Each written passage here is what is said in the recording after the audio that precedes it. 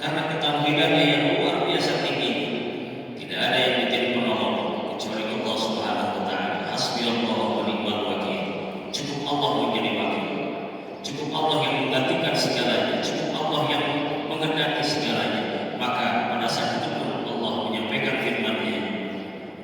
naru kuni bardan wa salaman ala Ibrahim. Wahai api, dinginlah dan selamatkan Nabi Ibrahim.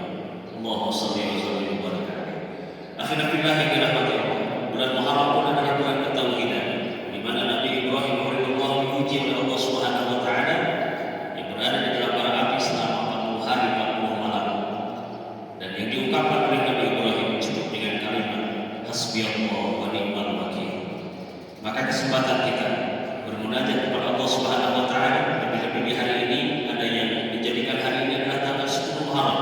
Apabila tanggal 1 Muharram ini hari Ahad, adapun di hari esok karena Muharramnya di hari Senin, tidak menjadi masalah. Al-ikhtilaf rahmatun, perbedaan itu akan menjadi rahmat.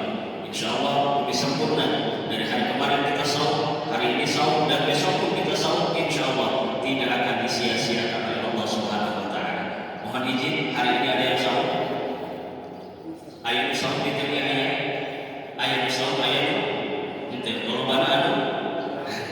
Sampai insyaallah ada kesempatan hari esok satu hari lagi tanggal 10 Muharram di mana Allah menjamin.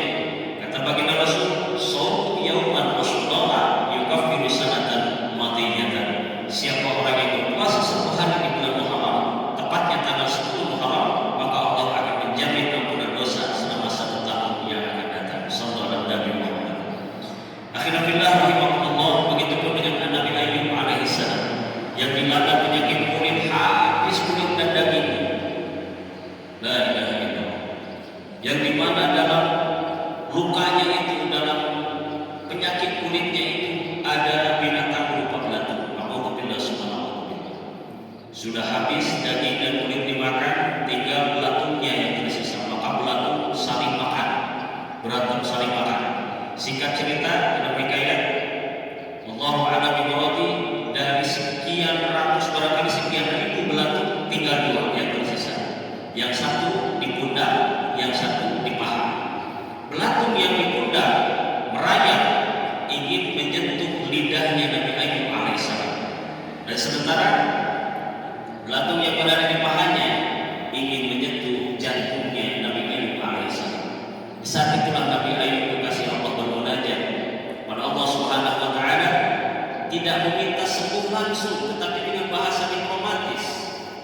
Boleh diartikan dengan kalimat, "Ya Rabb, jika Engkau kuasakan ulat atau belatung yang ada di pundakmu ini menyentuh lidahmu, maka aku tidak akan lagi mampu menyebut namamu.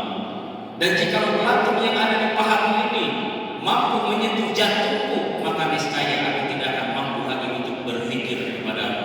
Bahasa diplomatis yang indah, sehingga kata Allah, "Fastajabna lahu," maka aku kabulkan apa yang kau inginkan. Sehingga atas izin Allah, belatung yang berada di pundak terbang menjadi lebah, sementara belatung yang berada di paha jatuh menjadi lintah. Datang malaikat Jibril, "Gerakan kakimu wahai kekasih Allah." Digerakkan kakinya Nabi Ayyub alaihissalam, maka terpancarlah, keluarlah air hangat. Anu mata, anu mawi, hapunten, anu kunjung masuk di bangka cai hangat, tanya hikayat hapunten fase saya hikayat. Jadi anu kunjung mah ibang cai hangat ternyata hikayatna di Nabi Ayyub alaihissalam. Maka terpancarlah keluar air hangat dan mandilah Nabi Ayyub di sana. Kemudian madu lebah yang terbang diambilnya, kemudian dikeluarkan madunya masuk ke dalam lidahnya, sementara yang satu lagi yang menjadi lintah dihancurkan dan dibalukan ke sekujur tubuhnya. La ilaha illallah, kun fayakun. Maka wujud Nabi Ayyub lebih sempurna dari sebelumnya. Tepat terjadi pada tanggal 10 Muharram. Satu-satunya istri yang setia dari Nabi Ayyub alaihissalam adalah Siti Rahmah.